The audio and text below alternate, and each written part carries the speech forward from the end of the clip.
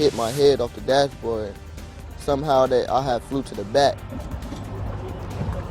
Like, I was in there, it was like being in a coffin, like a little space underwater. Like I wanted to give up, but I couldn't.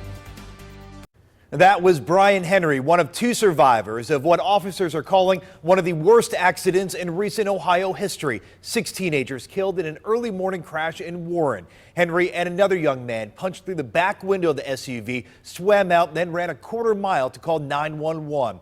The Ohio State Highway Patrol told us tonight the SUV carrying the 8 teens was reported stolen. This afternoon, the owner of the Honda Passport filed a theft report with the Warren City Police Department. Marquise Stevenson said the SUV was stolen from his home. Investigators have also determined that no one inside the vehicle was wearing a seatbelt.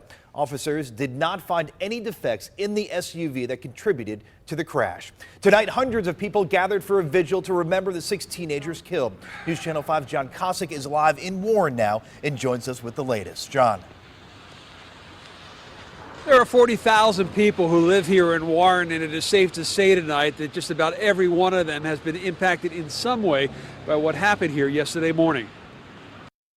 In the night rain, the memorial grows at the spot where 6 teens died after the SUV they were in crashed into a swamp Sunday. Not far away in the neighborhood where many of them lived, balloons were released following a vigil at which those who knew the victims struggled to get their heads around what happened. It didn't have to happen. Why? No one knows. Who to blame? You can't blame anyone. So many emotions for these families coming to the fore at once. It's numbing, it's confusing, it's hurtful. Charlene Blackwell is the aunt of Ramon White. My baby was 15 years old. He was more than just my nephew, he was my son. These boys were at my house daily, all the time, and none of them were bad kids. They were teenage boys. They were just boys. Her hope this night as she looks at the young faces here is they not only mourn this loss, but learn from it. If a child will think about what they're doing before they do it, not make a snap decision, not drive so fast, not sneak out. We can only watch our kids for so long.